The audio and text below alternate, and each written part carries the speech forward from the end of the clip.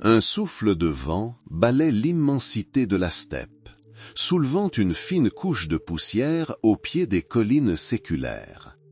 Le soleil n'est pas encore tout à fait éveillé, mais ses premiers rayons, à peine perceptibles, colorent déjà l'horizon de délicates nuances de rose et d'or.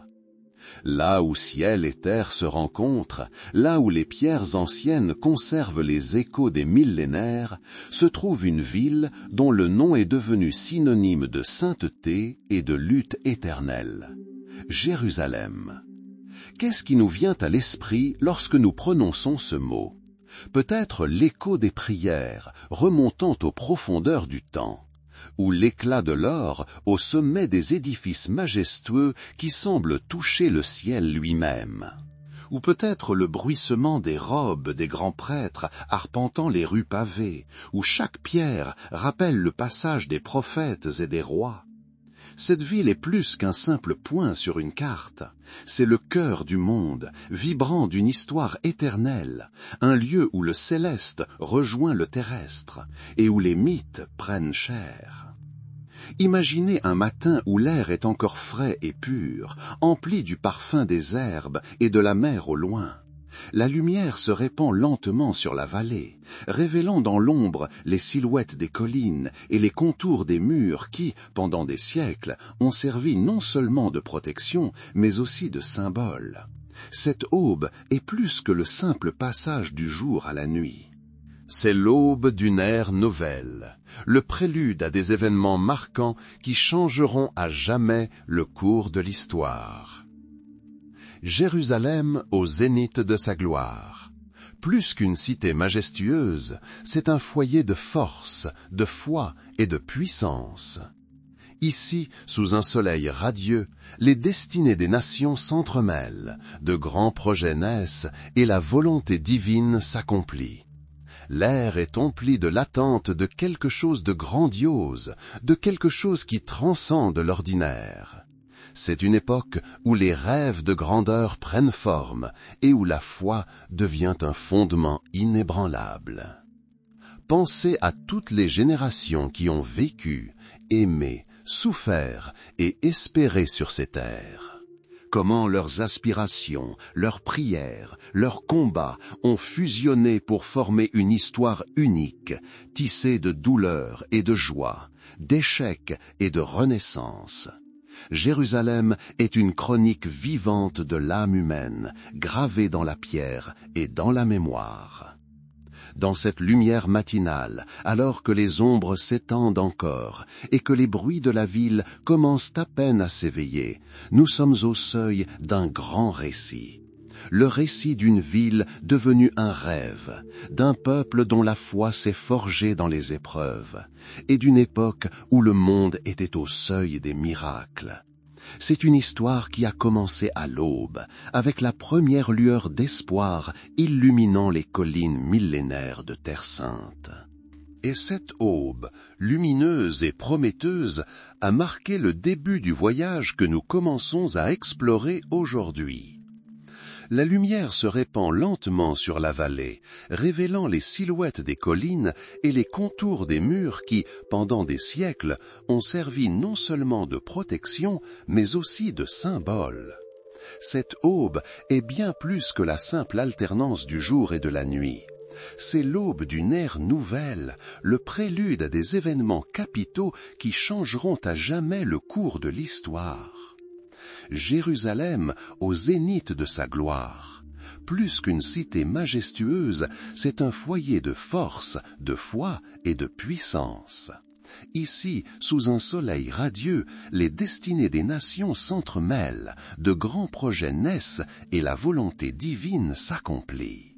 L'air est empli de l'attente de quelque chose de grandiose, de quelque chose qui transcende l'ordinaire. C'est une époque où les rêves de grandeur prennent forme et où la foi devient un fondement inébranlable. Pensez à toutes les générations qui ont vécu, aimé, souffert et espéré sur ces terres. Comment leurs aspirations, leurs prières, leurs combats ont fusionné pour former une histoire unique, tissée de douleur et de joie, d'échecs et de renaissance.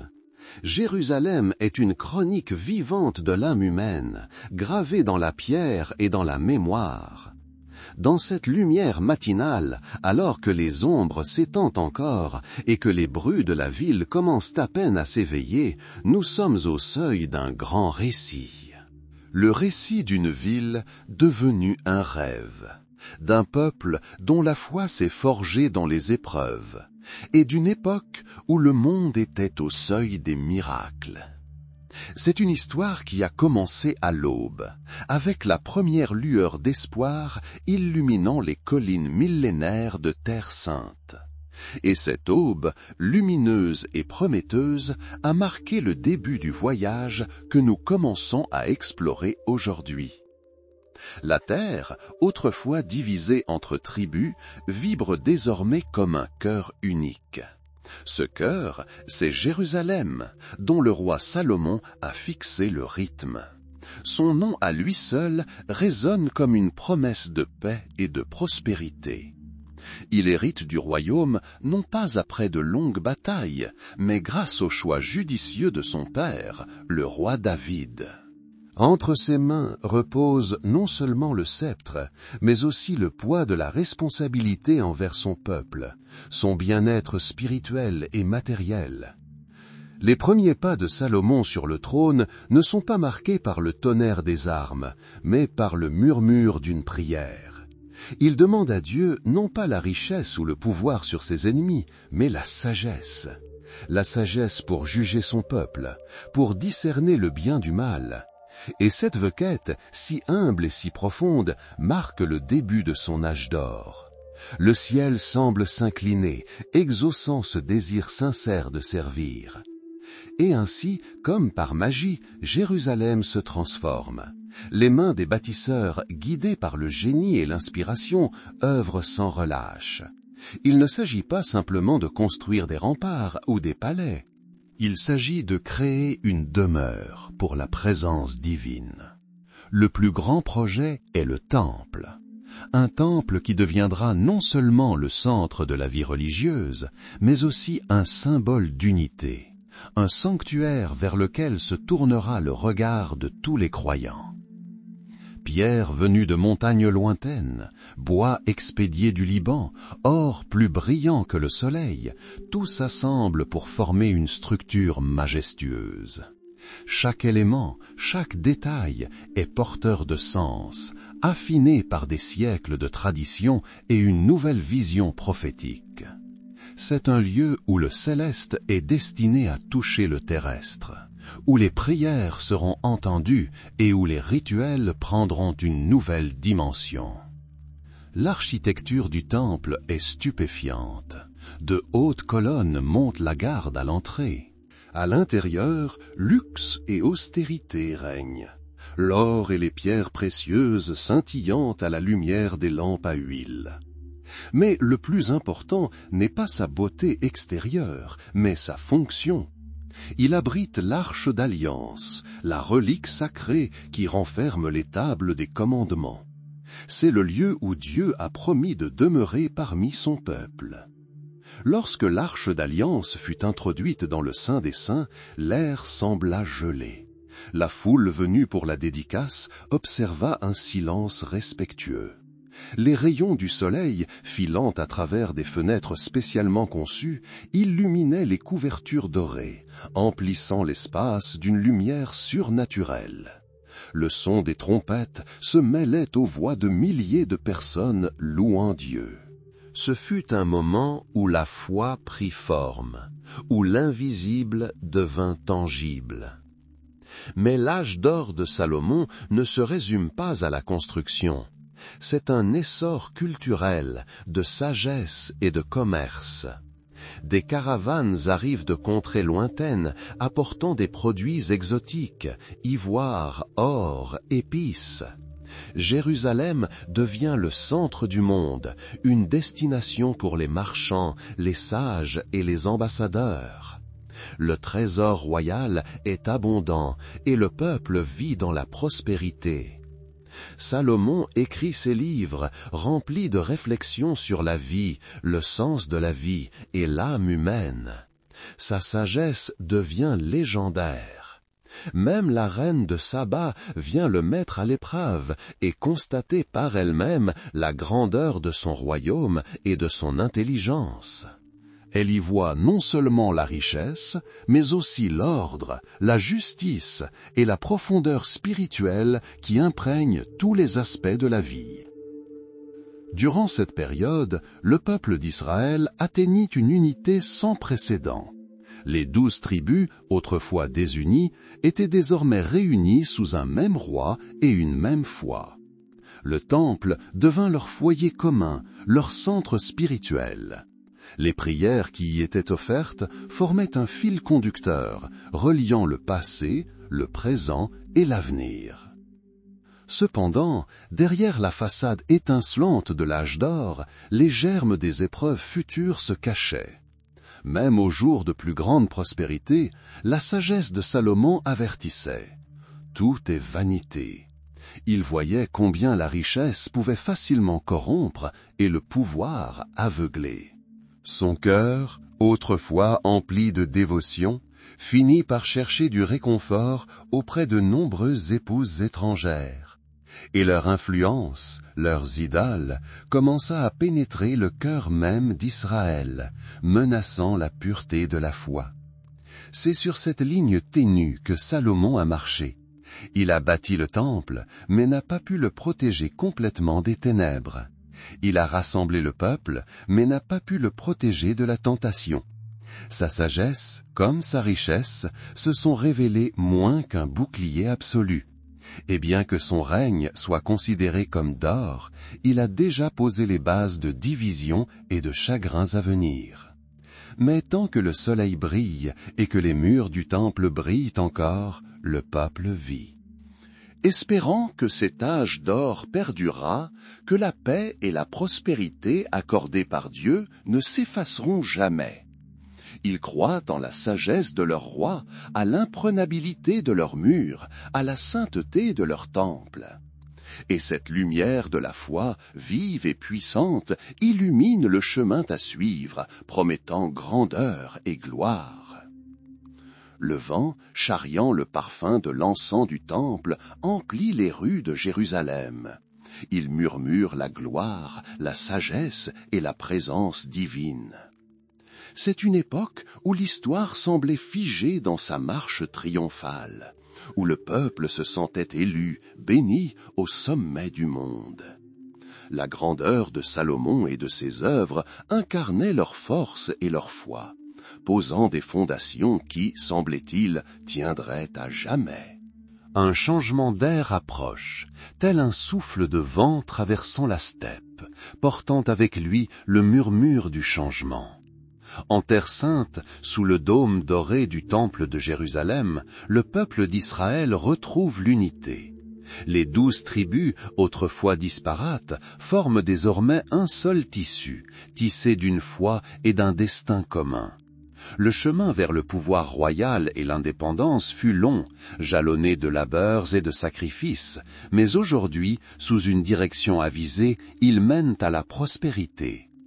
Chaque tribu apportait son don, sa force, au trésor commun. Les Juifs, réputés pour leur ténacité, apportaient leur loyauté.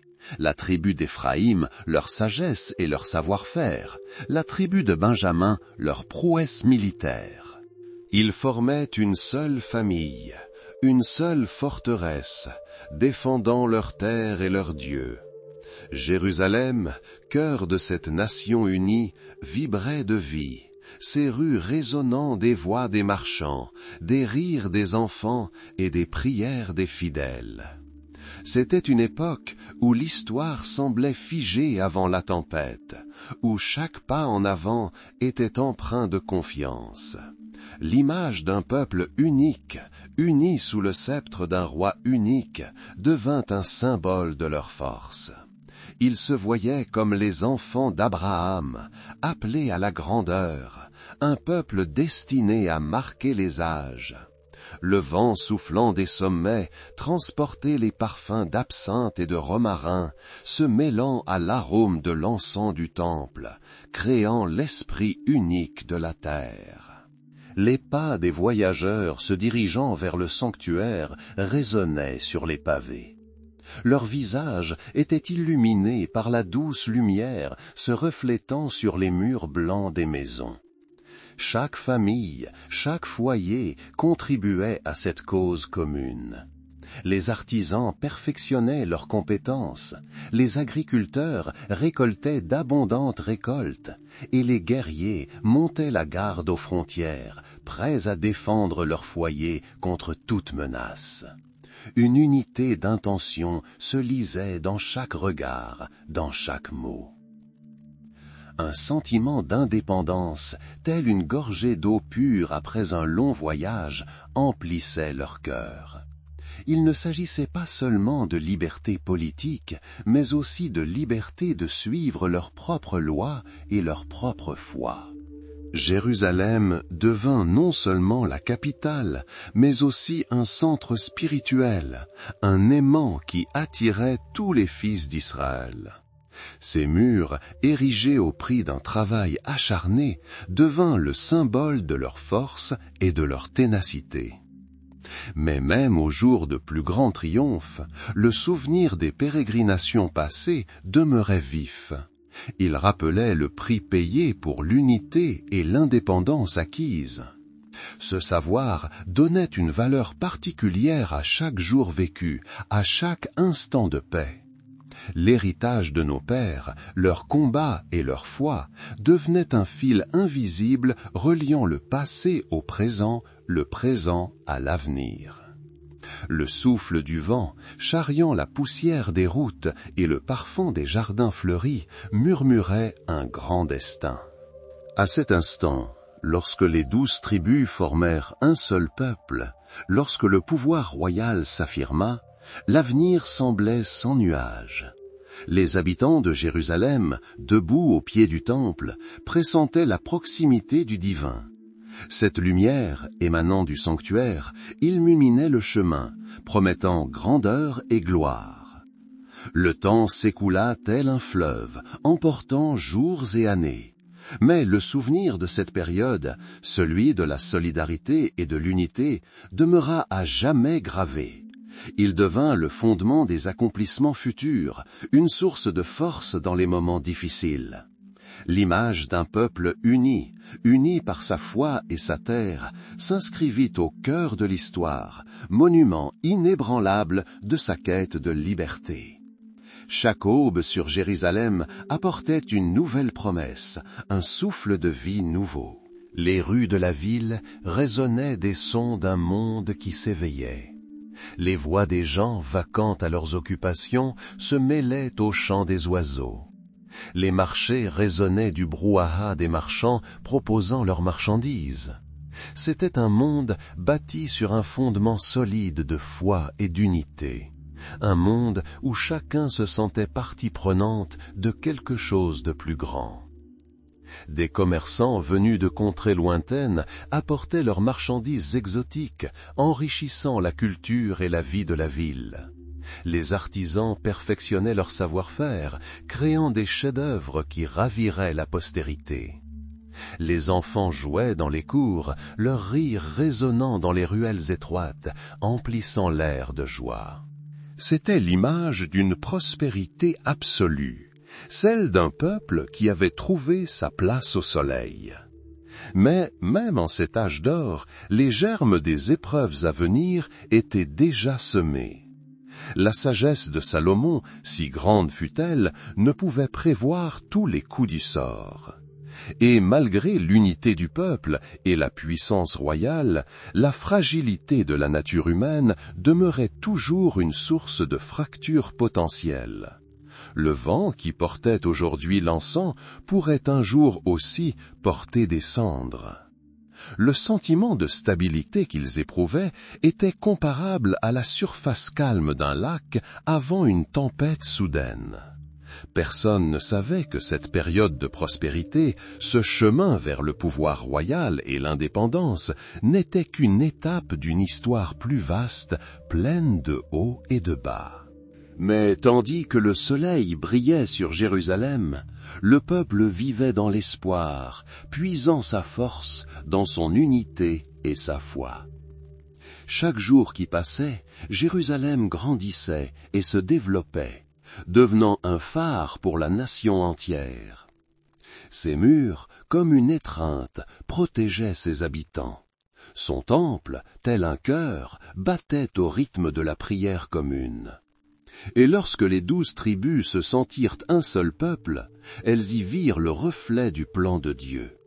Ce chemin vers la grandeur était un chemin vers elles-mêmes, vers leur véritable destinée. Les voix des prophètes, bien que rares à cette époque, commençaient déjà à se faire entendre, nous rappelant la nécessité de rester fidèles aux alliances. Mais leurs paroles, tel un murmure discret au milieu de la liesse générale, ne trouvaient pas toujours l'écho souhaité. Le peuple savourait les fruits de son travail, de sa foi, de son indépendance. Et cette lumière, éclatante et éblouissante, éclipsait les ombres qui commençaient déjà à se profiler à l'horizon. Le chemin vers le pouvoir royal était parcouru. Le peuple avait acquis son indépendance. Jérusalem était devenue le centre de son monde. Mais ce n'était que le début. L'histoire poursuivait sa marche inexorable, apportant avec elle de grandes réussites et de rudes épreuves. Et ce vent de changement, à peine perceptible aujourd'hui, allait bientôt prendre de l'ampleur et tout bouleverser. Le soleil qui baignait autrefois Jérusalem d'or commença à projeter de longues ombres. La prospérité, si désirée et si fragile, semblait avoir atteint son apogée. Mais c'est précisément dans ces moments-là que le calme avant la tempête devient particulièrement palpable. Les rois étaient assis sur leur trône, les mains agrippées à leur sceptre, l'esprit préoccupé par les affaires du royaume. Mais au-delà de l'éclat des robes royales, au-delà du vacarme des festivités et des marchés, d'autres voix se faisaient entendre. Des voix qui portaient non pas des louanges, mais des avertissements. Prophètes. Ils se tenaient à la croisée des chemins, le regard fixé sur le lointain, là où les épreuves se profilaient. Ils voyaient ce que les autres ignoraient, entendaient ce que le bruit de la vie couvrait. Leurs paroles étaient comme des pierres jetées dans une eau calme, créant des ondulations à la surface, perturbant le cours habituel. Ils parlaient d'alliance, de fidélité, du chemin choisi par le peuple.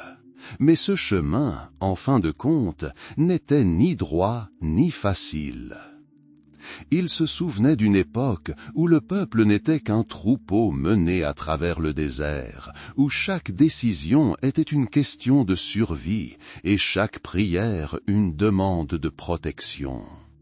Alors, chaque parole de Dieu, transmise par les prophètes, était une loi gravée dans le cœur. Aujourd'hui, alors que le pouvoir et la richesse semblaient immuables, que les murs de Jérusalem semblaient imprenables, ces rappels résonnaient comme une discorde.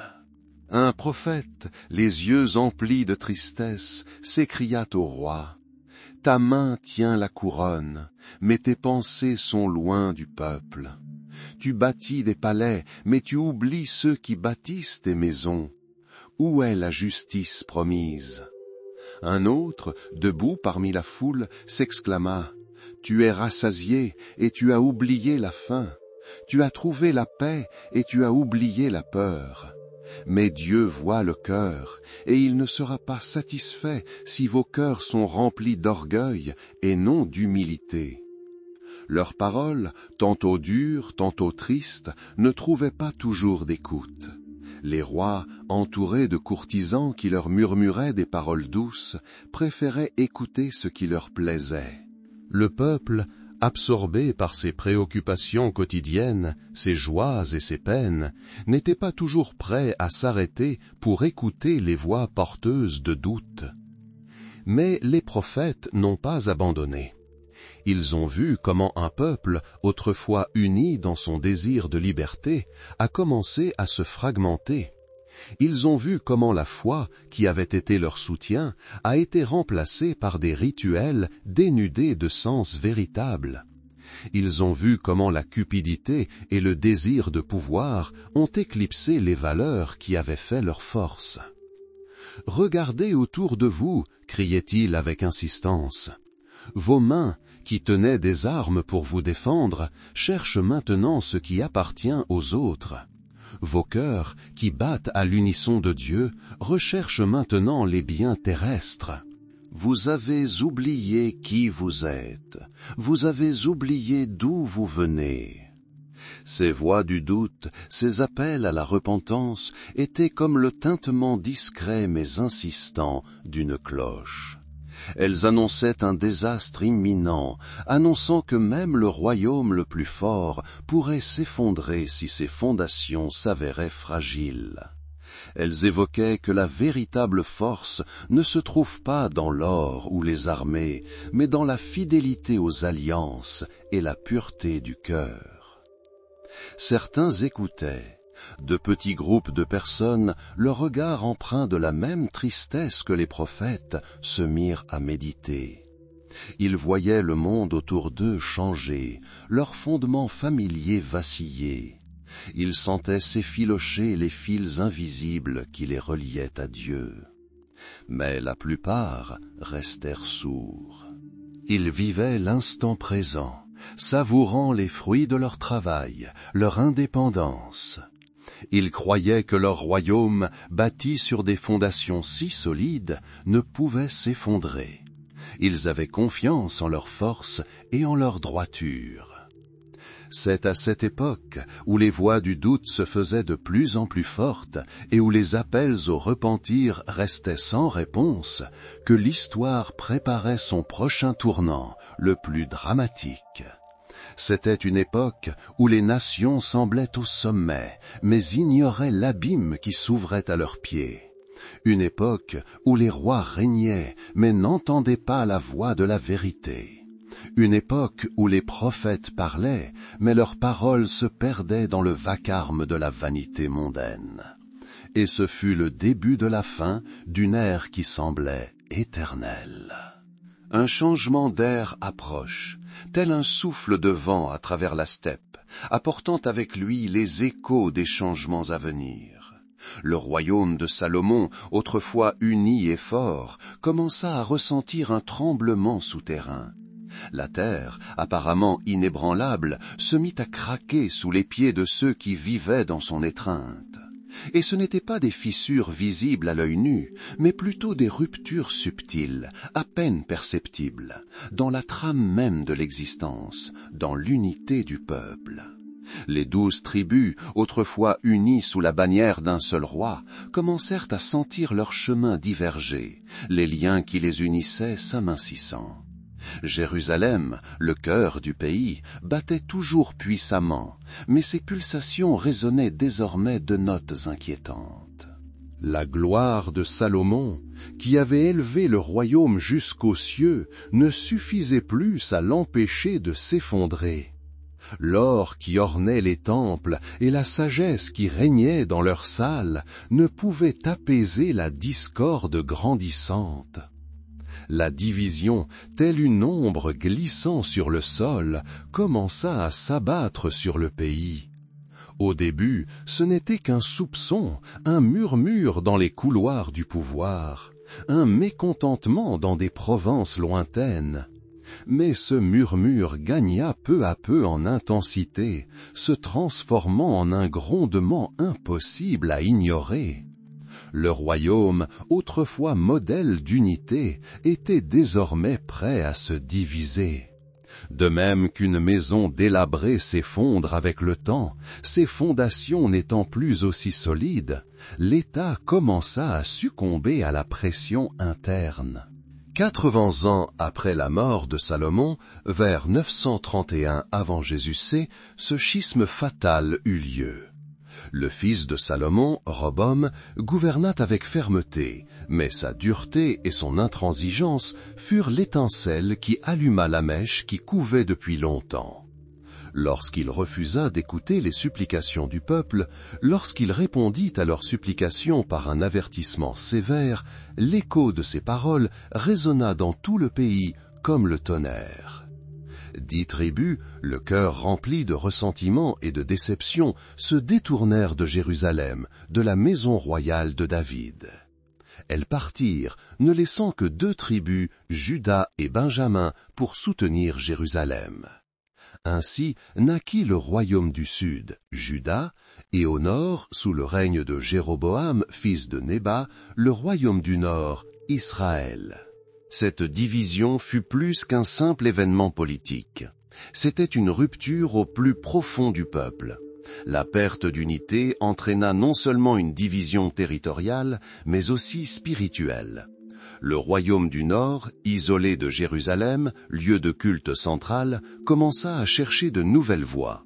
Jéroboam, craignant que son peuple, en retournant à Jérusalem pour adorer, ne se tourne à nouveau vers le roi de Juda, prit une décision qui changea à jamais le cours de l'histoire. Il érigea 2 veaux d'or, l'un à Béthel et l'autre à Dan, et ordonna au peuple de les adorer. C'était une violation directe de l'alliance, un pas vers l'idolâtrie que les prophètes avaient prédite comme le plus grand péché. Les murs de Jérusalem, autrefois apparemment inébranlables, dissimulaient désormais un schisme annonciateur des calamités à venir. La Terre sainte, autrefois unie sous un roi sage, était désormais divisée en 2, tel un miroir brisé, ne reflétant que des fragments de sa gloire passée. Le royaume du Nord, Israël, s'enfonçait toujours plus profondément dans l'abîme de l'idolâtrie. Ces rois se succédaient, souvent par le meurtre et la conspiration, et chaque nouveau règne n'apportait que davantage d'anarchie et d'apostasie. Les prophètes, ces voix de vérité, résonnant dans le désert et sur les places publiques, appelaient à la repentance. Ils dénonçaient l'impiété et prédisaient la colère divine, mais leurs paroles étaient souvent couvertes par le vacarme des célébrations déchaînées et le bruissement des pièces de monnaie, devenues le symbole d'une nouvelle foi mensongère. Le royaume méridional de Judée, bien que resté fidèle à Jérusalem et au Temple, n'était pas exempt de péché. La division l'affaiblissait, le rendant vulnérable aux ennemis extérieurs. Les rois de Judée, bien qu'ils s'efforçaient de maintenir l'ordre, succombaient souvent à la tentation, oubliant les alliances de leurs ancêtres. Ils formèrent des alliances avec des peuples païens, recherchant le soutien de ceux qui ne partageaient pas leur foi, ce qui constitua un pas de plus vers la ruine. Entre ces 2 royaumes, Israël et Juda, des fossés non seulement politiques, mais aussi moraux se creusaient. Chaque royaume, isolé et souvent hostile à l'autre, devenait plus facile à soumettre. L'empire assyrien, puissant et impitoyable, observait attentivement cette division. Ses yeux, tels des oiseaux de proie, guettaient la moindre faiblesse, une occasion d'invasion. Les Assyriens, guerriers et conquérants aguerris, voyaient dans ce territoire fragmenté une occasion d'étendre leur influence. Les événements se succédèrent rapidement, tels les eaux d'un fleuve débordant de son lit. En 722 avant Jésus-Christ, le royaume d'Israël du Nord tomba aux mains des Assyriens. Le roi Sargon II, majestueux et inébranlable, détruisit Samarie, capitale d'Israël, et emmena ses habitants en captivité. Ce fut la première grande calamité, le premier signe que d'anciennes prophéties commençaient à se réaliser. Les 10 tribus, dispersées en terres étrangères, perdirent leur identité, devenant les tribus perdues. Leur histoire, leur chant, leur foi, tout commença à se dissoudre dans le tourbillon des cultures étrangères. La chute d'Israël fut un terrible avertissement pour Juda. Désormais seul, il affrontait la puissance grandissante de l'Assyrie. Jérusalem, cœur du royaume, palpitait d'une anxiété croissante. Les ombres de Babylone, pas encore à son apogée, mais déjà en pleine expansion, s'allongeaient. Une nouvelle ère, plus sombre, approchait. Le schisme, qui n'avait semblé qu'un désagrément passager, se transforma en catastrophe, annonciatrice des calamités à venir qui s'abattraient sur le pays. Les vents du changement, qui avaient commencé comme une douce brise, se transformaient en tempête, apportant destruction et chagrin. Et nul ne savait quand cette ère d'épreuve prendrait fin. Le silence nocturne de la Judée semblait pesant, empli d'un murmure d'anxiété. Après la chute du royaume du Nord, après la disparition des 10 tribus dans l'ombre assyrienne, le royaume du Sud de la Judée demeurait un bastion solitaire de la foi. Les murs de Jérusalem semblaient trembler sous le poids des événements imminents. Mais même dans cette atmosphère sombre où le vent annonçait la destruction, une lueur d'espoir naissait. Une lueur d'espoir naissait. Un espoir nourri par la foi et le souvenir des jours glorieux. Le temps de l'exil, celui où le peuple d'Israël fut dispersé en terres étrangères, laissa de profondes cicatrices. Mais il forgea aussi l'esprit, renforçant le lien avec Dieu et la patrie. De retour de captivité babylonienne, les exilés portaient en eux les images du temple perdu, les sons des prières, le goût de leur terre natale. Ils emportaient avec eux non seulement le chagrin, mais aussi la détermination. Une détermination à restaurer ce qui avait été détruit, à reconstruire à neuf, à affermir la foi. Chaque pierre posée à sa place, chaque maison reconstruite, chaque leçon apprise, tout cela était un pas vers la Renaissance. Jérusalem commença à retrouver sa forme. Le retour fut un long et pénible voyage. Tous ne purent revenir, tous ne retrouvèrent pas leur place d'antan. Mais ceux qui y parvinrent apportèrent avec eux non seulement des compétences en construction, mais aussi une force spirituelle. Ils ne construisirent pas seulement des murs de pierre, ils bâtirent des murs de foi, des murs qui les protégeraient de nouvelles catastrophes. Des prophètes, dont la voix résonnait comme le tonnerre dans un ciel serein, les guidèrent, leur rappelant les alliances, l'importance de la pureté du cœur et de la justice. La reconstruction du temple devint l'événement central de cette période. Ce ne fut pas seulement un retour à sa splendeur passée, c'était un nouveau départ, sanctifié par le sacrifice et la prière. Les murs de Jérusalem s'élevèrent, mais, plus important encore, les murs de la foi grandissèrent dans le cœur du peuple.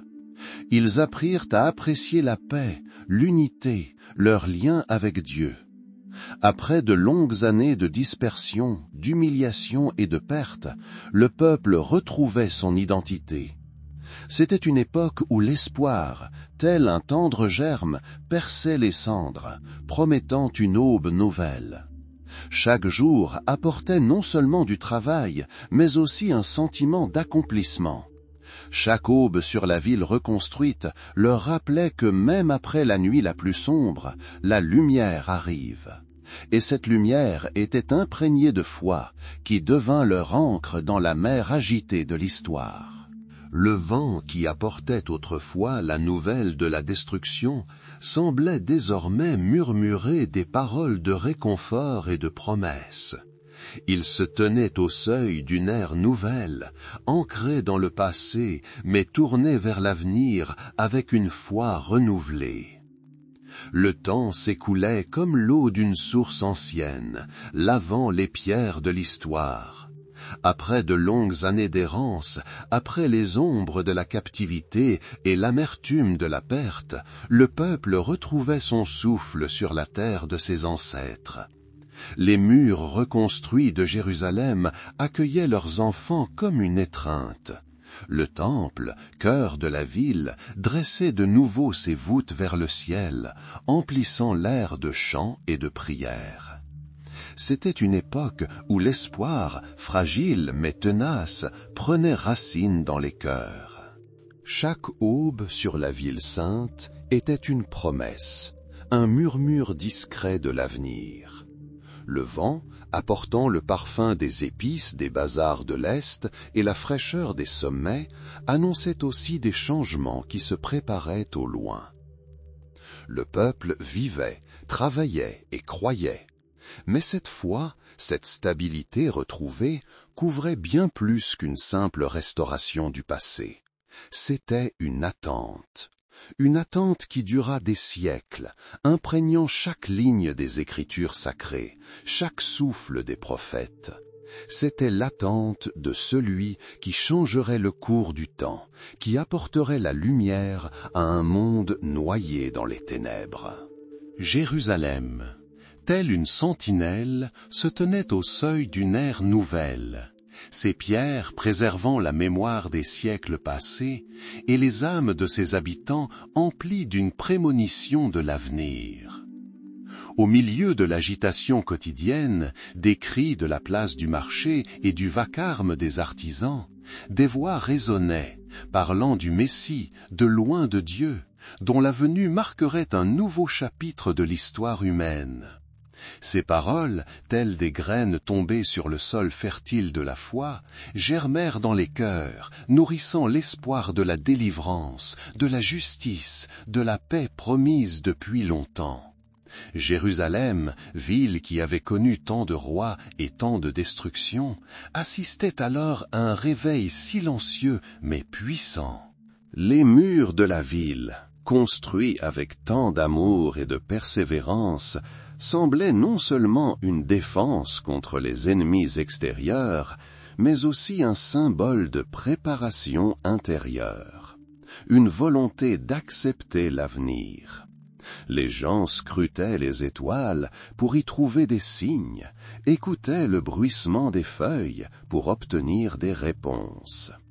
2000 ans, c'est une longue attente, un temps qui peut briser même l'esprit le plus inébranlable. Mais la foi du peuple d'Israël, forgée au creuset des épreuves, n'en a fait que se renforcer. Elle est devenue le fil invisible qui reliait les générations, portant en elle la lumière des promesses anciennes. Il y avait quelque chose de spécial dans l'air, insaisissable mais palpable. C'était l'attente d'un miracle, mêlé d'anxiété. Le monde était loin d'être parfait. L'Empire romain, tel une pieuvre puissante mais impitoyable, avait déployé ses tentacules, soumettant les nations. En Judée, bien que sous domination romaine, le souvenir de la grandeur passée, de la liberté, de la destinée divine subsistait. Ce souvenir, tel des braises fumantes, était prêt à s'embraser à tout moment. Et ainsi, au cœur de cette mosaïque historique complexe, entre attente et angoisse, entre lumière et ombre, quelque chose commença à se produire qui allait changer le monde à jamais. Le temps était venu où les anciennes prophéties commencèrent à se réaliser. Pas comme beaucoup l'espéraient, ni avec le tonnerre et les éclairs, ni avec l'apparition d'une armée céleste, mais discrètement, modestement, dans une petite ville au pied des montagnes. Il ne s'agissait pas simplement de l'avènement de nouveaux rois ou d'un nouveau dirigeant. C'était quelque chose de bien plus profond, de plus global. C'était le début d'une ère nouvelle, la naissance d'une lumière qui dissiperait les plus épais nuages d'ignorance et de peur. Jérusalem, ville témoin de tant d'époques, devint involontairement la grande gardienne de ce secret. Ses rues, ses places, ses temples, tout allait devenir le théâtre d'événements dont les échos résonneraient à travers les siècles. 2000 ans d'attente, c'est plus qu'un chiffre. Cela représente des millions de cœurs remplis d'espoir. Cela représente d'innombrables prières élevées vers le ciel. Cela représente une foi qui ne s'est jamais affaiblie malgré toutes les épreuves. Et ainsi, cette foi, cet espoir, cette attente ont immobilisé le monde sans même qu'il s'en rende compte.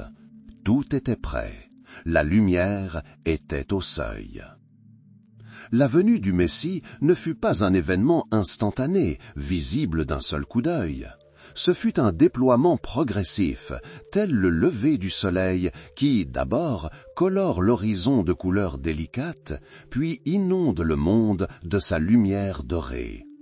Ses paroles, ses actes, son essence même, commencèrent à imprégner la réalité, la transformant de l'intérieur.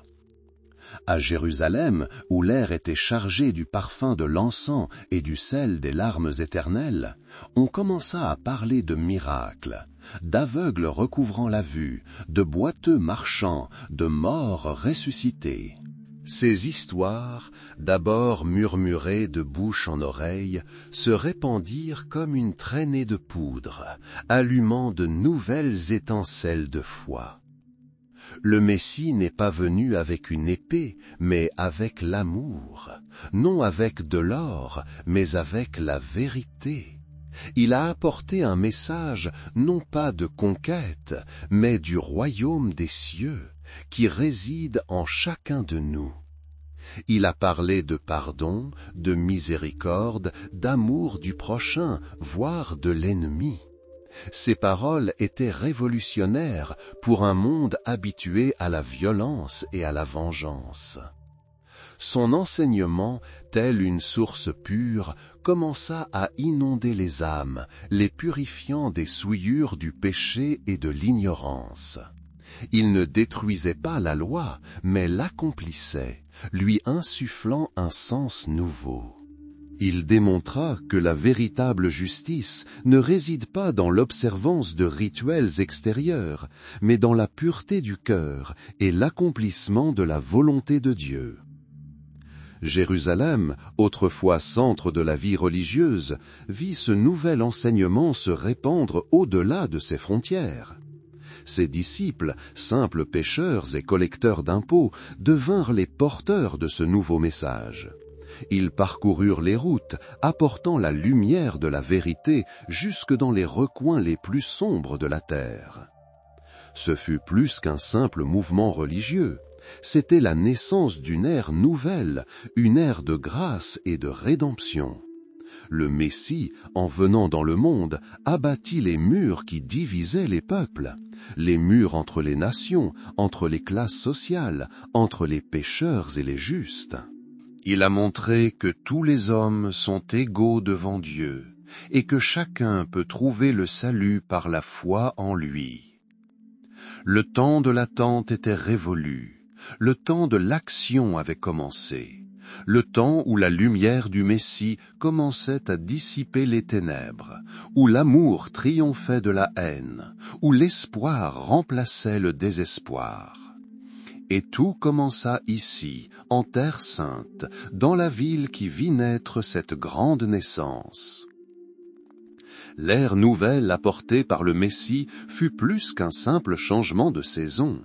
C'était une transformation de la vie elle-même. Les enseignements d'amour, de pardon et de vie éternelle ouvrirent de nouveaux horizons à l'humanité. Ceux qui vivaient auparavant dans la peur et l'ignorance trouvèrent désormais espoir et sens à leur vie. Jérusalem, ville qui avait connu tant de hauts et de bas, devenait le berceau d'une foi nouvelle. Ses pierres, ses rues, ses églises, tout témoignait de l'aube d'une ère nouvelle. 2000 ans d'attente avaient changé le monde à jamais. Ce voyage, de l'aube de la Terre Sainte à l'ère nouvelle, fut long et riche en événements. Il posa les fondations de ce que nous connaissons aujourd'hui. Et ces fondations, bâties sur la foi, l'espérance et l'amour, subsistent encore aujourd'hui, nous rappelant que même la plus longue attente peut se terminer par la plus belle aube. Le monde, transformé par le message du Messie, continua sa marche. Mais sous la surface de la foi nouvelle, étirée vers le ciel, se trouvait une terre enchaînée par les chaînes du pouvoir terrestre. La Terre sainte, autrefois centre de la révélation divine, ressentait désormais le poids de la botte romaine. L'Empire, déployant ses légions des rivages froids de Bretagne aux sables brûlants d'Afrique, apportait avec lui l'ordre, mais cet ordre était forgé dans le fer et le sang. Les impôts étaient collectés inexorablement, comme les marées, vidant les bourses du peuple. Des routes majestueuses construites par les ingénieurs romains reliaient des provinces lointaines.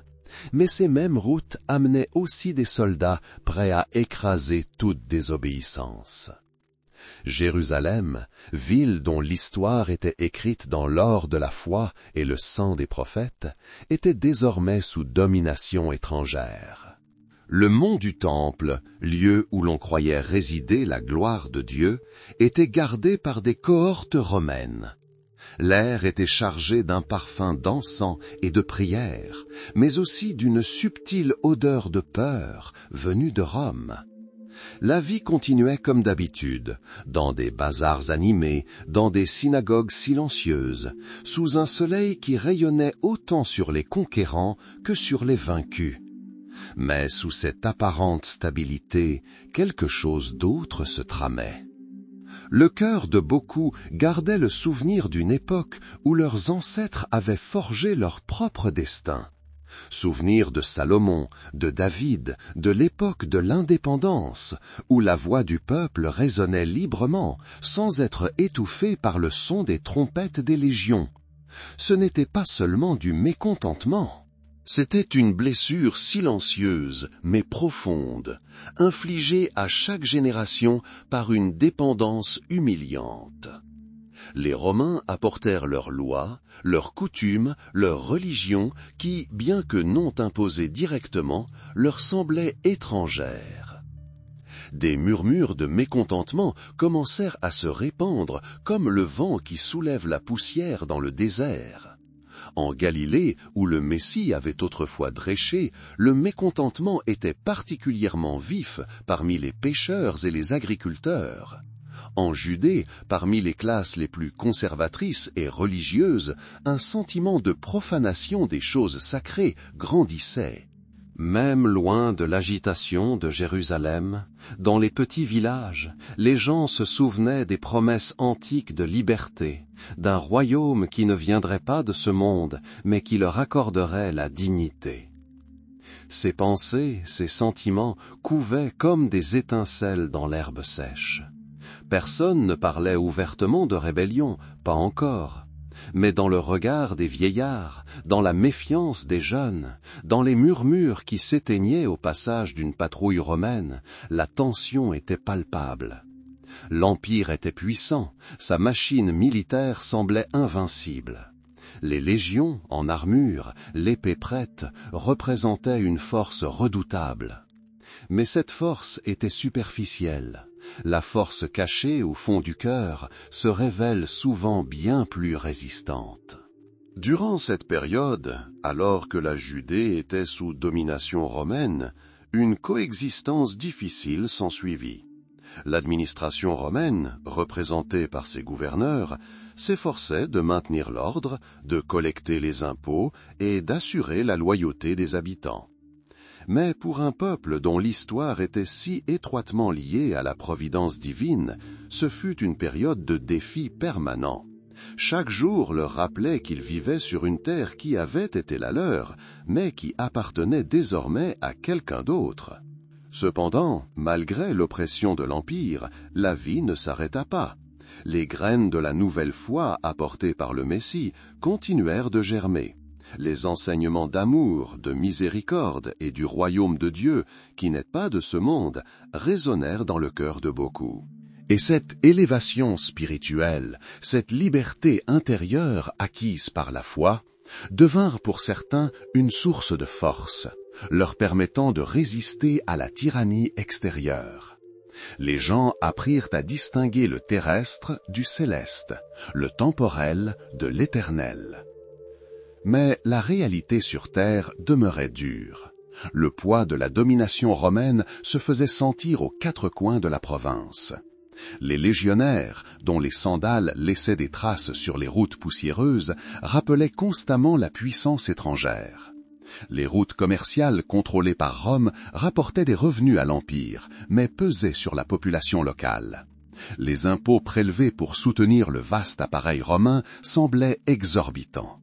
Ainsi, dans ce climat où l'espoir spirituel cohabitait avec la réalité de l'oppression terrestre, les premiers frémissements de résistance commencèrent à émerger.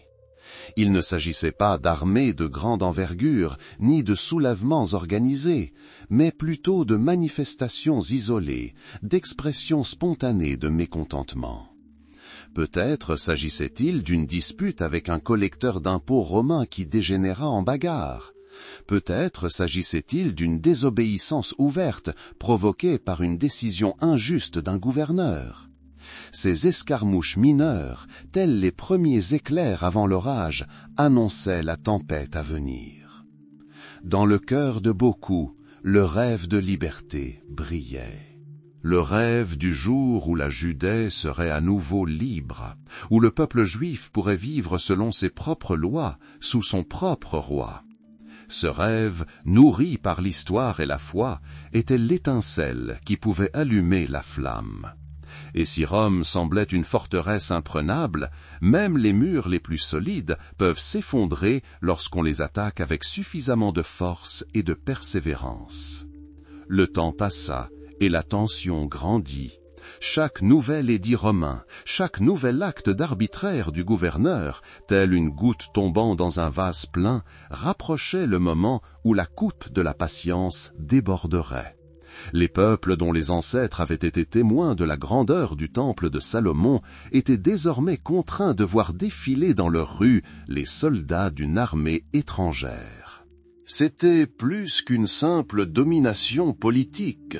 C'était une épreuve de foi, d'identité, de l'âme même du peuple.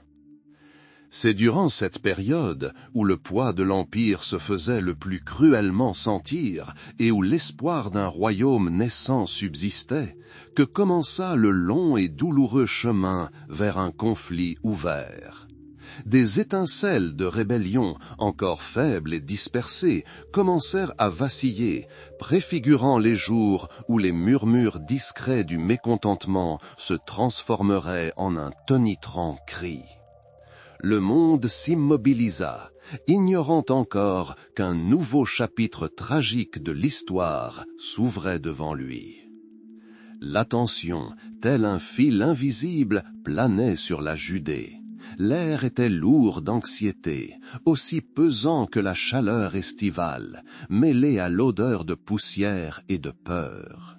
Les légionnaires romains, vêtus d'acier, arpentaient les rues pavées de Jérusalem, leurs pas lourds résonnant sourdement dans les ruelles étroites, rappelant la domination étrangère. Chaque jour apportait son lot de nouvelles humiliations, de nouvelles extorsions qui sapaient jusqu'à la dernière goutte la terre et le peuple. Les caisses de l'Empire gonflaient inexorablement, tandis que le cœur du peuple était accablé par l'amertume. Le temple, autrefois empli de prières et d'hymnes, semblait désormais différent. Les prêtres, vêtus de leurs robes de cérémonie, accomplissaient les rites, mais leurs yeux trahissaient non seulement la dévotion, mais aussi le désespoir. Ils voyaient comment les traditions ancestrales, les lois sacrées transmises de génération en génération, étaient mises à l'épreuve. Comment la sainteté du lieu était profanée par la présence de bannières païennes. Un murmure de mécontentement, d'abord discret, presque imperceptible, tel le bruissement des feuilles sèches dans le vent, commença à s'intensifier. Il se répandit d'une maison à l'autre, d'une synagogue à l'autre, prenant corps et voix. Ceux qui pouvaient supporter la situation ne surgirent plus parmi le peuple, ceux dont le sang bouillonnait d'injustice. C'étaient des gens de tous horizons, des agriculteurs dont les champs étaient soumis à des impôts exorbitants, aux marchands dont les caravanes étaient arrêtées en route par les soldats romains. Ils se rassemblaient secrètement, à l'abri des regards indiscrets, dans des grottes et des bosquets isolés. Leurs visages étaient illuminés par la lueur vacillante des torches, et leurs yeux brûlaient de détermination. Ici naquirent des projets audacieux. Ici furent prononcées des paroles qui pouvaient changer le cours de l'histoire. Siméon Bar Gilga, fils d'un artisan aux mains habituées au travail, fut l'un de ceux qui allumèrent ce feu. Sa voix, forte et assurée, pénétra les cœurs. Il parla du droit à la liberté, du devoir envers les ancêtres, de la terre sacrée qui ne devait pas être abandonnée à l'ennemi. D'autres se tenaient à ses côtés. Yochanan ben Zakkai, un sage dont les paroles reposaient sur la connaissance des lois et des prophéties, et Éléazar ben Azaria, dont le courage était aussi grand que sa foi. Il comprenait que Rome était un ennemi puissant, dont l'armée était telle une tempête inexorable. Mais il savait aussi que même la tempête la plus violente finit par s'apaiser, et que les rochers jetés à la mer restent inébranlables. Le gouverneur Marcus Antonius Félix considérait ces débuts de résistance avec dédain. Il considérait les Juifs comme un peuple rebelle et obstiné, dont les ambitions étaient dérisoires face à la puissance de l'Empire. Il renforça la garnison et resserra le contrôle, persuadé que la peur était le meilleur moyen de dompter l'esprit rebelle. Mais ces actions ne firent qu'attiser le feu. Chaque nouvel ordre, chaque acte de cruauté était perçu comme une insulte personnelle, un défi. La tension montait. Un sentiment d'inéluctabilité flottait dans l'air. De même que le ciel s'assombrit intensément avant l'aube, le sentiment d'un malheur imminent grandissait avant un grand bouleversement. Les rues étaient moins gaies, moins rieuses. Les gens marchaient la tête baissée, mais dans leurs yeux brûlait ce même feu inextinguible. À cette époque, alors que Rome semblait toute puissante et l'espoir aussi fragile qu'une aile de papillon, le peuple de Judée commença à se préparer à l'essentiel, se battre. Un combat pour sa foi, pour sa terre, pour son avenir. C'était une époque où les murmures discrets se transformaient en cris tonitruants, où la peur cédait la place à un courage désespéré. Personne ne savait encore à quel prix ce combat serait payé, ni quelles blessures resteraient gravées dans les cœurs pour les siècles à venir. Mais la décision était prise, et elle était irréversible. L'an 66, selon le calendrier romain, était arrivé. Le temps était venu où la patience avait débordé. Le déclencheur, comme souvent, fut un événement apparemment anodin. À Césarée, ville où la population juive était minoritaire, un conflit éclata entre résidents grecs et juifs. Les Romains, appelés à maintenir l'ordre, se rangèrent du côté des Grecs. Ce fut la goutte d'eau qui fit déborder le vase. Une vague de violence déferla sur la ville. Les quartiers juifs furent pillés et les synagogues profanées. La nouvelle de ces événements se répandit comme une traînée de poudre. Elle atteignit Jérusalem, où les braises du mécontentement couvaient depuis longtemps. Dans le temple, où une multitude s'était rassemblée pour la fête, une agitation éclata. Les prêtres, apprenant les atrocités commises à Césarée, élevèrent la voix. Ils parlaient de déshonneur, d'injustice, de la nécessité de défendre leur peuple. À cet instant, tandis que l'émotion submergeait chacun, l'un des prêtres, Yohanan ben Gilga, monta sur les marches du temple. Son visage était pâle, mais ses yeux brillaient de détermination. Il appela le peuple à se soulever. Il l'appela à prendre les armes et à repousser l'ennemi. Ces paroles, prononcées avec tant de passion, trouvèrent un écho auprès de milliers de personnes. La foule, saisie d'un seul élan, rugit. Ce n'était pas un simple cri, c'était un rugissement. Le rugissement d'un peuple qui ne pouvait plus le supporter. Ce même jour, à la même heure, un événement stupéfia même les Romains. La garnison postée dans la forteresse Antonia, gardant le temple, était composée de 10 cohortes. Les Juifs, armés de tout ce qu'ils pouvaient, épées, lances, pierres et bâtons, se lancèrent à l'assaut. Les Romains, habitués à la discipline et à l'ordre, furent pris au dépourvu. Ils ne s'attendaient pas à une telle fureur, à un tel courage. La bataille fut brutale. L'air résonna du fracas de l'acier, des cris des blessés et des râles d'agonie. Mais le peuple juif est resté uni. Agriculteurs, artisans, commerçants, tous ont combattu côte à côte. Ils étaient animés non seulement par la haine de leurs oppresseurs, mais aussi par un amour profond pour leur terre et leur foi. Ils se souvenaient de leurs ancêtres qui avaient bâti cette ville et l'avaient défendue contre leurs ennemis.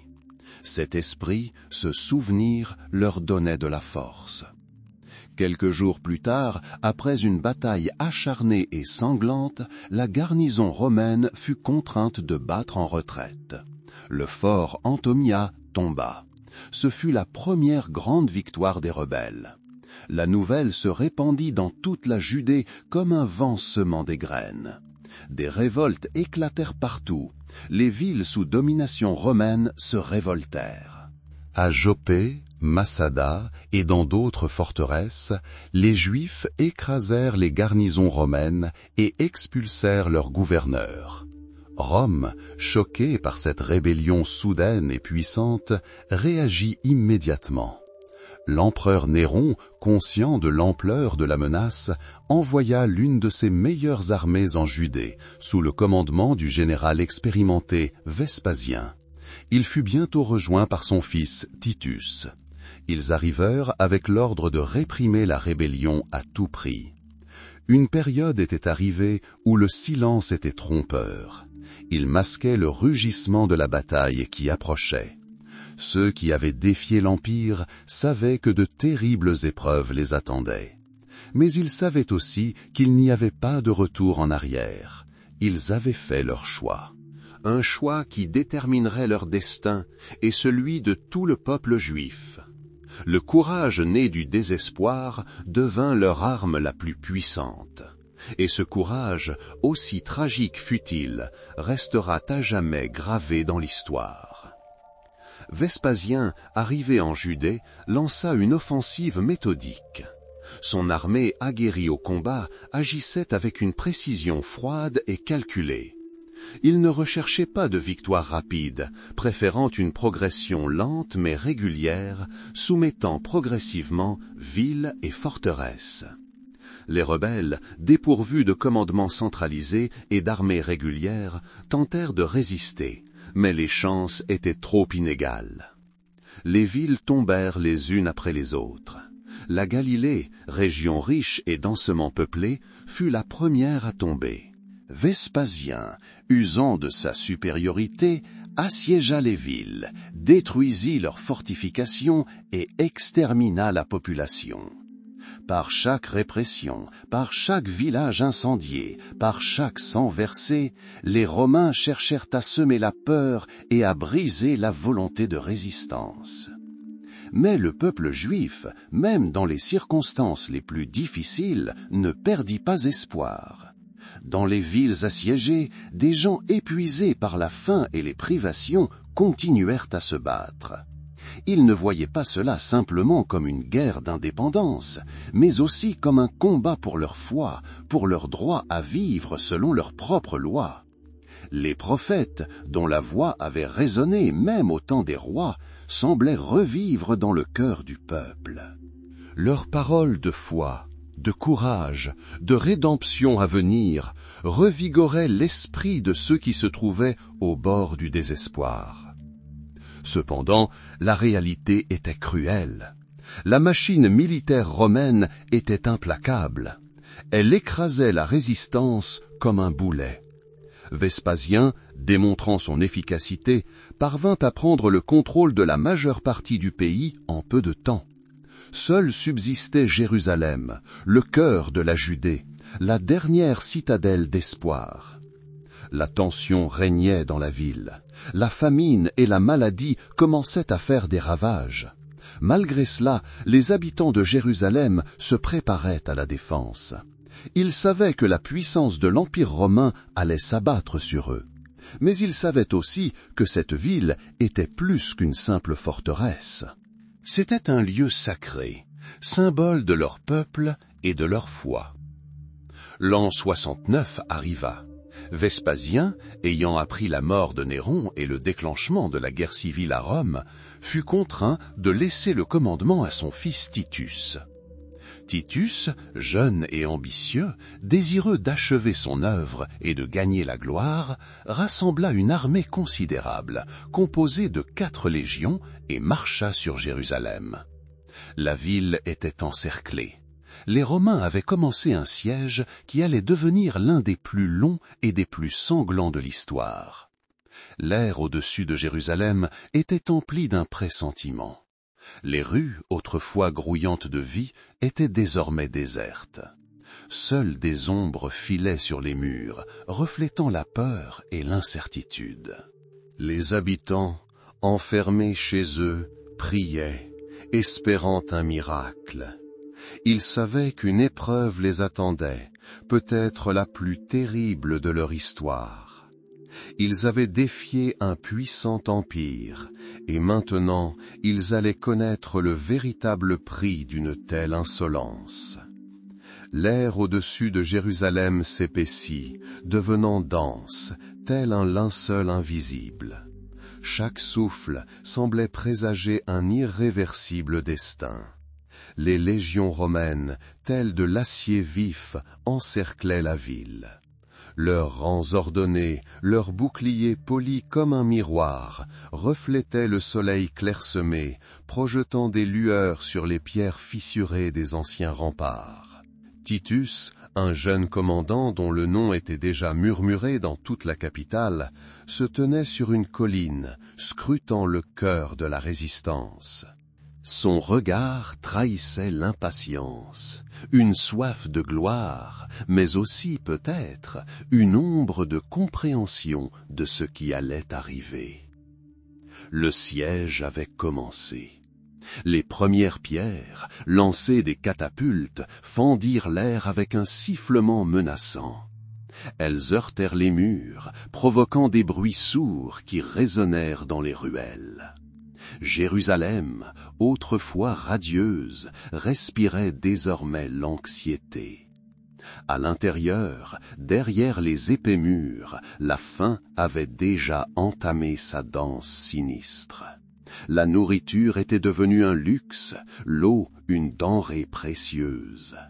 Mais l'esprit du peuple, qui avait combattu sur cette terre pendant des siècles, était intact. Les défenseurs, épuisés mais déterminés, se préparaient à affronter l'ennemi. Chaque maison, chaque tour faisait partie de la ligne défensive. Ils savaient qu'ils combattaient non seulement pour la ville, mais pour leurs âmes, pour la mémoire de leurs ancêtres, pour l'avenir de leurs enfants. Le jour laissa place à la nuit, et la nuit au jour. Mais le sifflement des obus et le grondement des engins de siège ne cessèrent jamais. Les Romains, méthodiquement, pas à pas, approchaient. Leurs ingénieurs construisirent des remparts de siège, les élevant jusqu'au ciel. Le bois craqua sous l'assaut, la terre trembla. Mais les habitants de Jérusalem répondirent par une grêle de flèches et de pierres.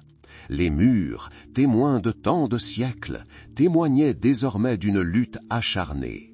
Par moments, Lors de brefs moments de calme, on n'entendait que le gémissement du vent balayant les places désertes, ou les voix étouffées des prières résonnant sous les voûtes du temple. L'espoir semblait s'évanouir, telle une bougie dans un courant d'air. Mais dans le cœur de ceux qui y croyaient, il continuait de couver. Titus observait. Son armée, disciplinée et forte, était prête pour l'assaut final. Il vit la flamme de la résistance s'éteindre, mais il ne la vit pas s'éteindre complètement. La ville, encerclée de toutes parts, semblait condamnée. Le temps ralentit, comme si l'histoire du monde tout entière se figeait devant l'inévitable. Le moment était venu où la résistance devint presque impossible. Les soldats romains, poussés par la soif de victoire et de commandement, lancèrent l'assaut final. Ils se déversèrent par les brèches des murs comme de la lave bouillonnante. Cris, chocs du métal, cliquetis des boucliers, tout se mêlait en un chœur infernal. Les défenseurs, malgré la fatigue et les blessures, combattaient avec la fureur des condamnés. Chaque mètre de terrain, chaque pas de l'ennemi leur coûtait du sang. Mais la supériorité numérique des Romains était écrasante. Les légionnaires, avec leur tactique affinée et leur volonté de fer, avançaient sans relâche. Ils apportèrent avec eux le feu et la destruction. Les flammes engloutirent les structures de bois, projetant des nuages noirs de fumée s'élevant dans le ciel. La chaleur était si intense qu'on aurait dit que le soleil lui-même se penchait sur la ville en deuil. Titus, debout sur la muraille, vit Jérusalem en flammes. Son regard se posa sur le majestueux temple. C'était le cœur de la ville, le cœur du peuple, au cœur de la foi. Malgré les ordres, ou peut-être à cause de leur ambiguïté, le feu commença à s'étendre sur les murs sacrés. Des étincelles, emportées par le vent, tournoyaient au-dessus, tels des oiseaux furieux. Le feu, inexorable, commença à dévorer les pierres anciennes.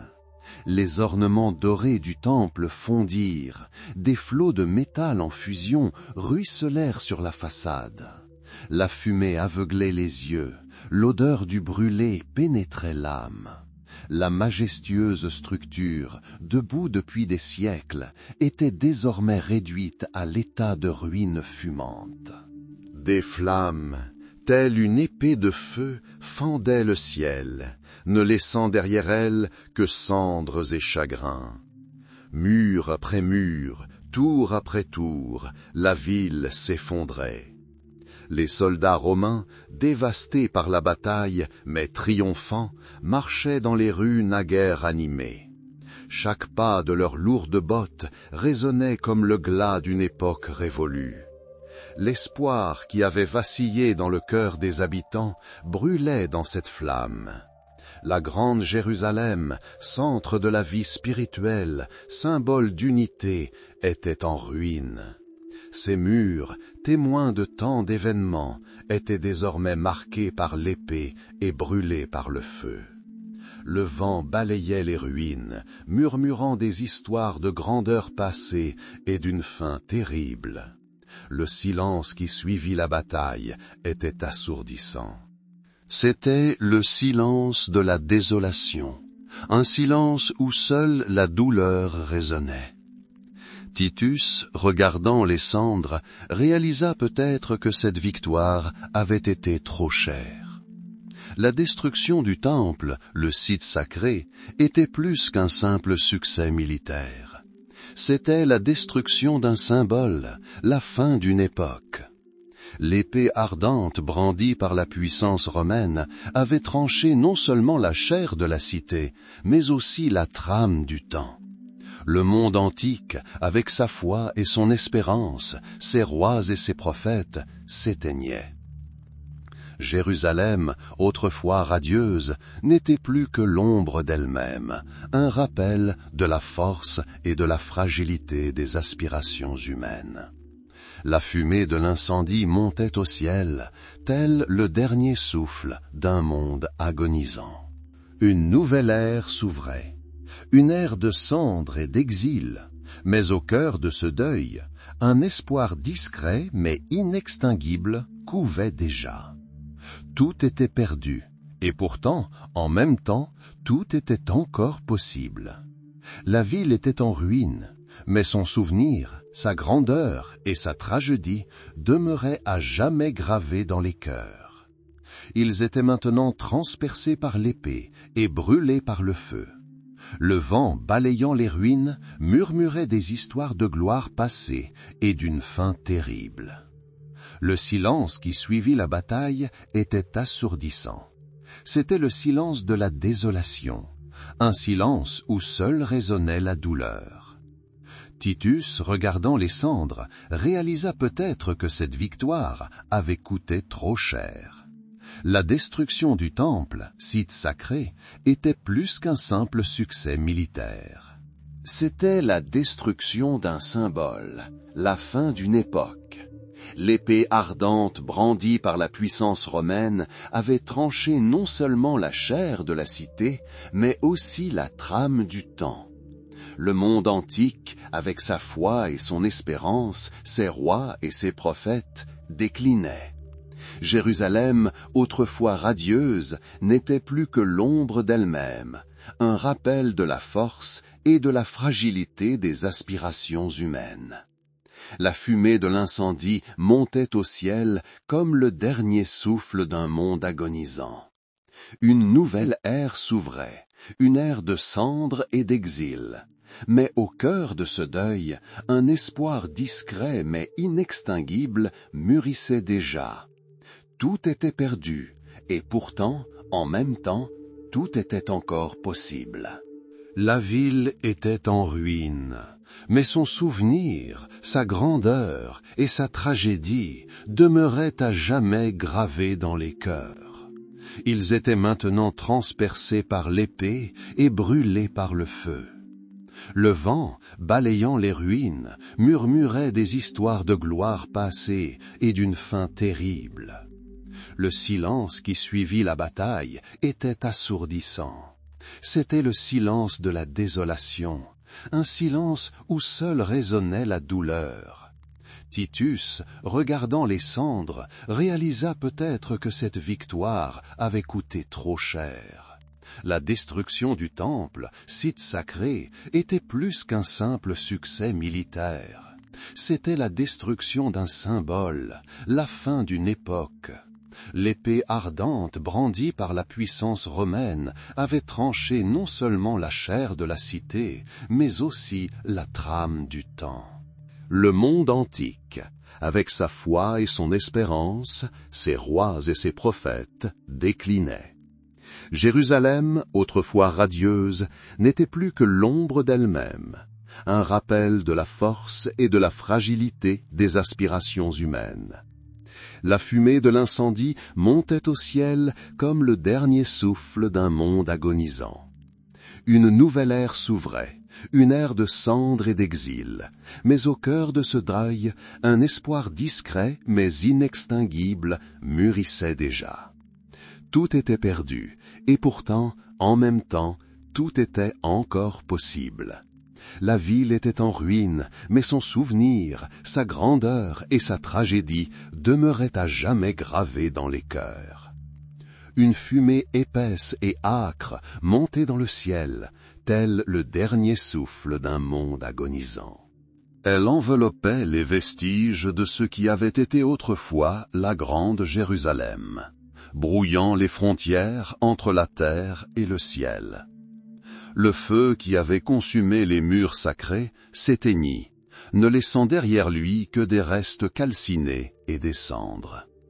Ces cendres, légères et légères, tourbillonnaient dans l'air, se déposant sur les visages des survivants tel un linceul de chagrin. Le vent, autrefois doux, hurlait maintenant à travers les portes vides, apportant avec lui une odeur de brûlé et de désespoir. La cité, cœur d'une terre antique, était en ruine. Sa grandeur, bâtie au fil de siècles de foi et de labeur, était tombée en poussière. Le temple, centre du monde, lieu de rencontre entre l'homme et Dieu, était en ruine. Le sanctuaire, où l'on raisonnait de prières et où l'on offrait des sacrifices, avait été victime de la cruauté. Les légionnaires romains vainqueurs évoluaient au milieu des décombres, l'air dévasté. Leurs yeux, autrefois embrasés par la soif du combat, révélaient maintenant autre chose, le poids de ce qui avait été accompli. Ils ne voyaient pas seulement un ennemi vaincu, mais la fin d'une époque. L'exil avait commencé. Ceux qui avaient miraculeusement échappé au feu et à l'épée s'éloignaient péniblement de leur ville natale. Leur maison était réduite en cendres, leur lieu saint en ruine. Ils ne portaient dans leurs mains que ce qu'ils pouvaient porter, des biens pitoyables, images de ce qui avait été perdu. Leur chemin les menait vers l'inconnu, vers des terres étrangères, où chaque pas était empli de la douleur de la perte. Les gémissements se mêlaient au bruissement des pas, créant une mélodie lugubre d'exil. Des femmes portant des enfants dans les bras, des vieillards appuyés sur des bâtons, des jeunes hommes au regard éteint, tous faisaient partie d'une grande tragédie.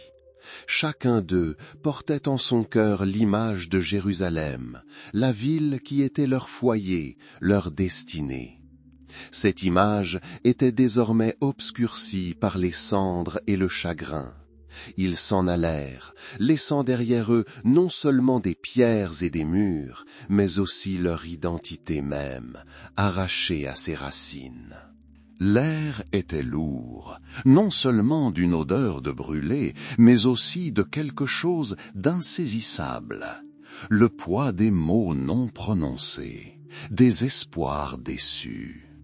On aurait dit que la ville elle-même, mourante, soupirait, pleurant ses enfants. Chaque pierre, chaque fissure du sol semblait contenir les souvenirs du passé. Des jours où le soleil illuminait les dômes dorés, où les sons de la musique et des prières emplissaient les rues.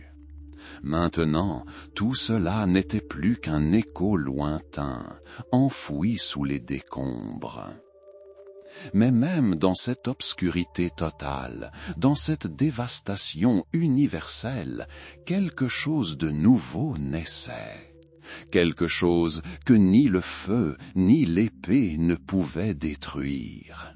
C'était le souvenir de la grandeur, de la foi, de l'unité. Ce souvenir, telle une graine tombée dans le sol fertile du chagrin, commença à germer. Nourri par les larmes et le sang, il ne fit que grandir. La perte de Jérusalem ne fut pas seulement une fin, c'était un début, le début d'un long et pénible voyage. Un voyage qui serait parcouru par de nombreuses générations, un voyage qui traverserait les siècles, des terres lointaines et des époques lointaines. Un voyage au cours duquel des peuples dispersés à travers le monde porteraient le feu de la foi dans leur cœur, un feu qui ne s'éteindrait jamais tant que la mémoire perdurerait. Tous ceux qui quittaient la ville emportaient avec eux un morceau de son âme. Les images du temple, le son du chauffard, le goût de l'eau bénite, tout cela s'inscrivait dans leur être profond. Ils devenaient porteurs d'histoire, gardiens des alliances. Leur exil n'était pas seulement une punition, mais aussi une mission pour préserver ce que leurs ancêtres avaient légué. Le silence qui suivit la destruction était trompeur. C'était le silence précédant une nouvelle tempête, un silence où mûrissaient les germes de la résistance. Dans le cœur de ceux qui étaient partis, il n'y avait pas que le chagrin, mais aussi la détermination de revenir, la détermination de reconstruire, la détermination de restaurer ce qui semblait irrémédiablement perdu. La puissance romaine a établi sa domination, mais elle n'a pu éteindre l'étincelle d'espoir.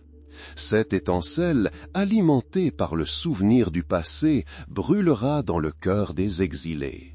Elle se transmettra de bouche en bouche, de génération en génération. Elle rappellera que la patrie existe, même si elle est en ruine. Jérusalem, la ville tombée, a survécu. Elle a survécu dans les chants, les prières, les rêves. Elle a survécu dans tous ceux qui portaient son nom dans leur cœur. Son histoire n'était pas terminée. Elle a simplement pris une nouvelle forme, devenant une histoire de résilience et de foi. L'histoire d'un peuple qui, après avoir tout perdu, a trouvé quelque chose de plus précieux, une espérance indestructible. Le vent continuait son chemin, semant les graines du chagrin et de l'exil à travers le pays. Mais avec elle, il portait aussi celle d'une vie nouvelle, d'une foi nouvelle. Et quelque part, au loin, sous un ciel inconnu, des gens se souvenaient de leur patrie. Ils s'en souvenaient avec douleur, mais aussi avec une détermination silencieuse. Ils savaient que même les cendres conservent la chaleur et ruinent les promesses d'avenir. Et ce voyage, semé d'épreuves, ne faisait que commencer. Le dernier rayon de soleil s'éteignit sur Jérusalem dévastée. Des cendres épaisses et âcres flottaient dans l'air, mêlées à l'odeur de fumée et de larmes. Les soldats de Titus, savourant leur victoire, transportaient leur butin, leurs lourdes bottes, laissant des traces sur le sol sacré, désormais jonché de décombres et de sang. Quelque part au loin, sur les collines, on entendait une plainte, comme le gémissement de la terre. Mais au cœur de ce chagrin, au plus profond des cœurs blessés, quelque chose d'autre naquit, un souvenir indélébile. Le souvenir des dômes dorés, des prières murmurées entre les murs du temple, des voix des ancêtres résonnant dans chaque chant, dans chaque tradition. Ce souvenir portait non seulement la douleur de la perte, mais aussi une promesse silencieuse mais ferme, la promesse du retour, la promesse de la reconstruction. Les exilés, dispersés à travers les vastes étendues de l'Empire, portaient ce feu en eux. Il brûlait dans leurs yeux, tandis qu'ils contemplaient le ciel étranger, dans leurs mains, tandis qu'ils peinaient sur une terre étrangère. Chaque pierre, chaque son, chaque odeur de leur nouvelle patrie ne faisait qu'intensifier leur nostalgie de Jérusalem.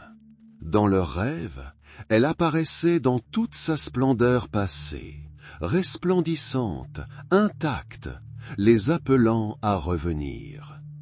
Au réveil, ils ressentaient de l'amertume, mais cette amertume nourrissait leur espoir. Ils parlaient à leurs enfants de leur ville, de son histoire, de sa sainteté, leur transmettant non seulement des mots, mais l'essence même de leur foyer. Les siècles passèrent comme des vagues déferlant sur le rivage. La domination romaine céda la place à d'autres empires. Les frontières des États furent redessinées. Mais la douleur du peuple et son lien avec Jérusalem demeurèrent constants. Ce lien était immatériel, invisible, et pourtant plus fort que l'acier. Il vivait dans les synagogues où résonnaient les psaumes anciens, dans les fêtes célébrées avec une solennité particulière, dans l'interdiction de certains actes qui rappelaient le foyer perdu. C'était un lien tissé de foi, de chagrin et d'espoir inébranlable. Le temps semblait effacer beaucoup de choses, mais il ne fit que renforcer ce lien, le rendant encore plus précieux. Ceux qui étaient nés loin de la Terre Sainte ressentaient son appel aussi intensément que leurs ancêtres. Ils savaient que quelque part, au-delà des mers et des montagnes, se trouvait leur véritable patrie. Ils rêvaient du jour où ils pourraient fouler son sol, respirer son air et le revoir. Ce rêve était un phare dans leur vie, une étoile qui les guidait à travers toutes les difficultés et toutes les épreuves. Même ceux qui n'avaient jamais vu Jérusalem de leurs propres yeux ressentaient sa présence. Elle était inscrite dans leur sang, dans leur gènes, dans leur mémoire collective. C'était un sentiment d'appartenance à quelque chose de grand, d'ancien, de sacré. C'était la certitude que malgré toutes les pertes, malgré toutes les destructions, quelque chose d'important demeurait intact, quelque chose de plus fort que le temps et les circonstances. Ainsi, à travers les siècles, les guerres et la paix, la joie et la tristesse, ce lien s'est renforcé. Il est devenu un fil invisible reliant chaque cœur juif au cœur de Jérusalem. C'était un fil tissé de souvenirs du passé, de la douleur du présent et d'un espoir inébranlable pour l'avenir. Ce souvenir n'était pas seulement le fardeau du passé, mais aussi la promesse d'une renaissance. La promesse qu'un jour, le moment venu, ils reviendraient. Revenir pour revoir l'éclat de leur foyer. Le vent continuait de porter ces histoires, mais il portait désormais aussi les échos de promesses anciennes, des promesses qui vivaient dans le cœur des gens comme un lien éternel avec un foyer perdu. Ce lien était leur force, leur réconfort, leur véritable héritage. Il leur rappelait qui ils étaient, d'où ils venaient et où ils aspiraient. C'était la preuve vivante que même après les destructions les plus terribles, l'espoir peut renaître des cendres, et qu'un foyer peut perdurer dans le cœur, même en ruine.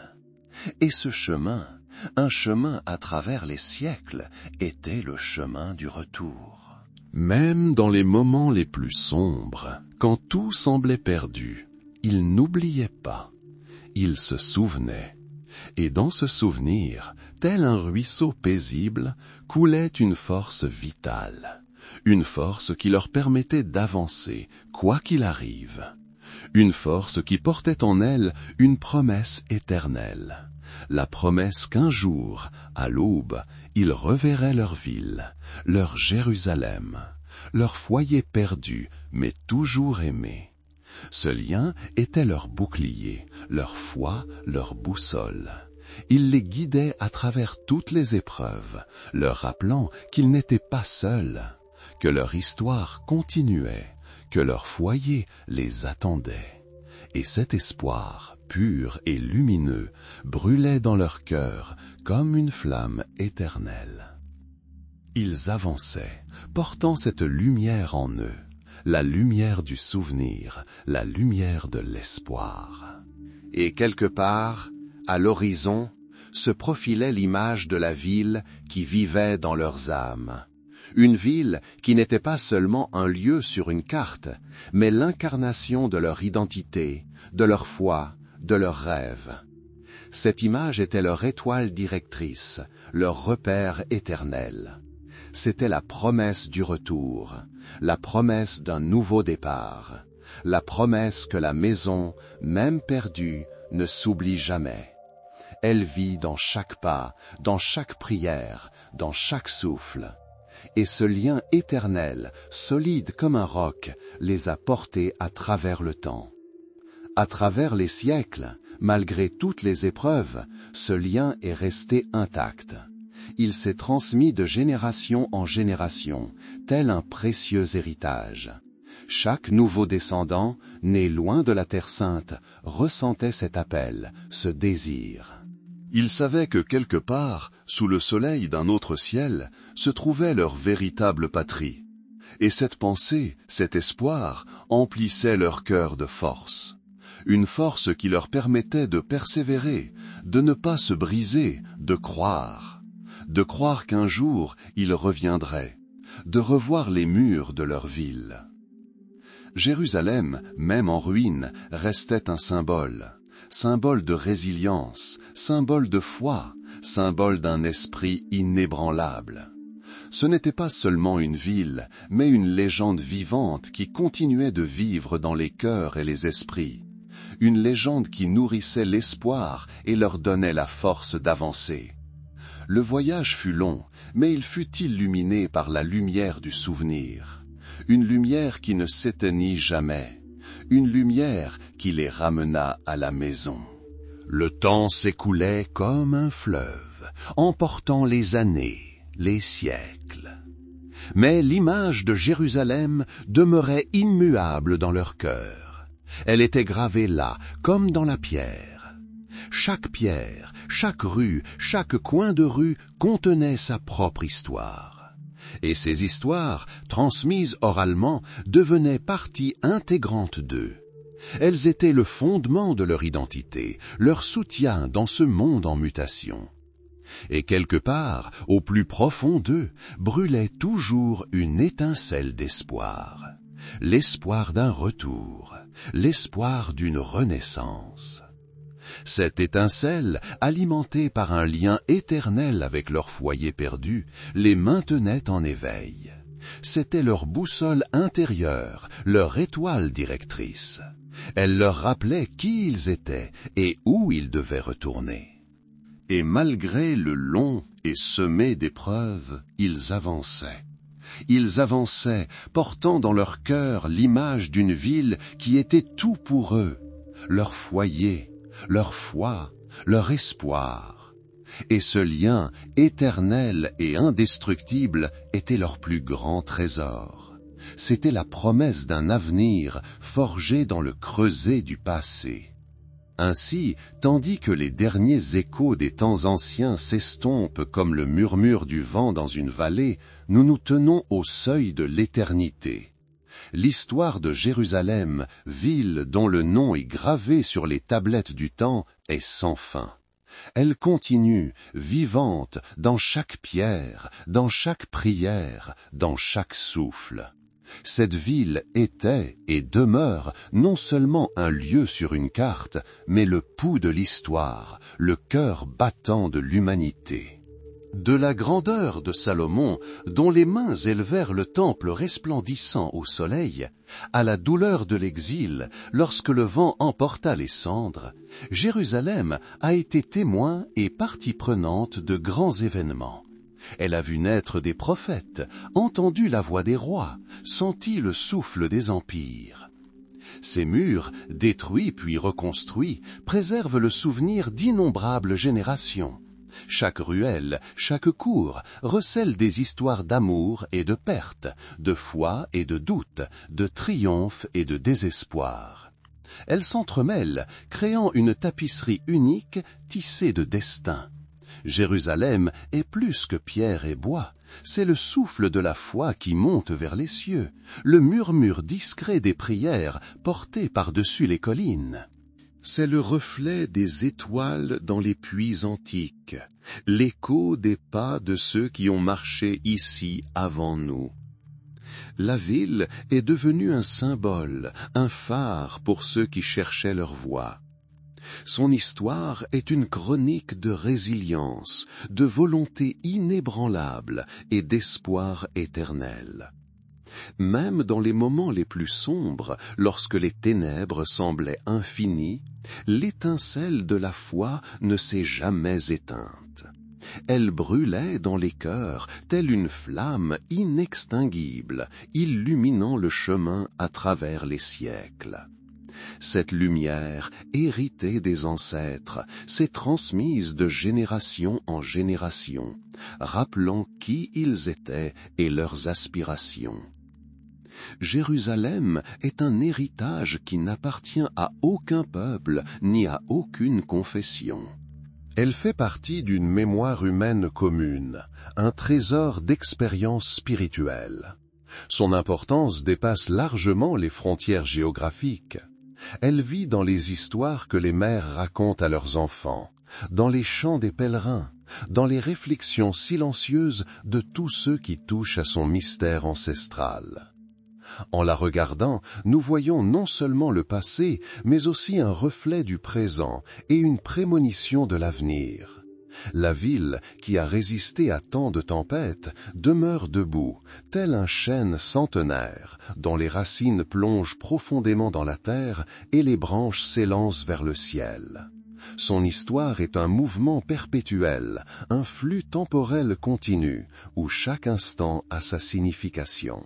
Ainsi, au terme de ce voyage, qu'un sentiment de paix et de sérénité demeure. Que l'image de Jérusalem, ville de mémoire éternelle, emplisse nos cœurs d'une douce lumière. Que son histoire, tel un fleuve ancien, continue de couler, nourrissant nos âmes et nous rappelant que le véritable héritage n'est pas seulement ce que nous voyons, mais aussi ce que nous ressentons, ce qui vit en nous. C'est le soupir silencieux d'un monde ancien s'en allant vers l'éternité.